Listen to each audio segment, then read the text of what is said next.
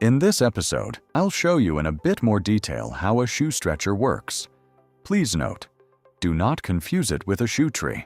Leather dress shoes are usually manufactured in only one width. Different width options for a single size are typically offered only in higher price categories. If your new shoes are consistently tight and pinch you, usually at the pinky toe or the big toe joint, and it's not a serious orthopedic issue requiring custom footwear, then a shoe stretcher might be the perfect solution. Let's look at how it's used. This stretcher consists of two front plastic sections, one plastic screw mechanism, and one metal screw mechanism hidden underneath. Inserting the stretcher into the shoe is very simple. Adjust the length. Once inserted, set the length by turning this black wheel. Find the fit. As soon as you feel resistance while turning, the stretcher is seated correctly. Start stretching. Now, this part comes into play. By tightening this section, you expand the two yellow plastic parts, applying pressure to those specific areas. Turn until you feel resistance, and then give it an extra half turn. Patience is key. Stretching requires a good dose of patience. It is recommended to let the stretcher work ideally until the next day. This means leaving it in for 24 hours. Then, try the shoe on. If it's still necessary, add another half turn and leave it again. Continuous pressure causes the leather to simply stretch and break in, exactly where the stretcher is acting. Targeting pressure points.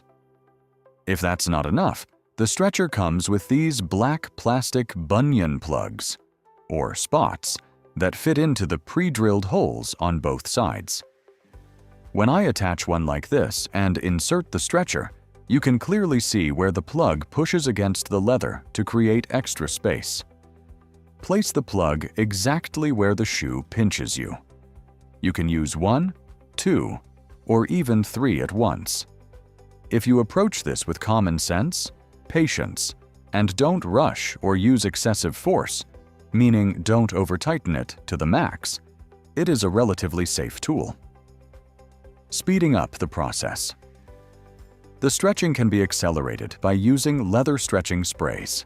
Typical examples are Saphir Shoe Ease or Famico FA16. How it works. Spray the product on the area you're trying to stretch and let it soak in. The product relaxes and softens the leather, boosting the stretcher's effect.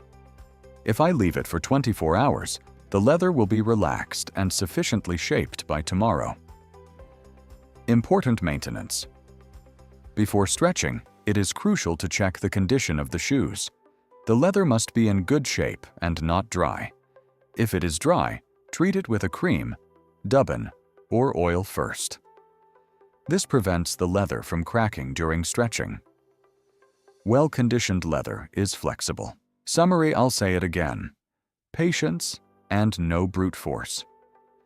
When doing this, it's definitely better to stick to professional products designed for the task rather than old wives' tales or DIY hacks, which can easily damage or even ruin your shoes.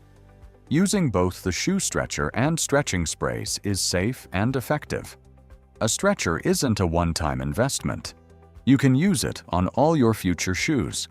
If one pair pinches you, there's a good chance others in the same size will too. There will be a link below the video where you can take a closer look at the stretcher. So, don't forget to keep your shoes clean, and I'll see you next time.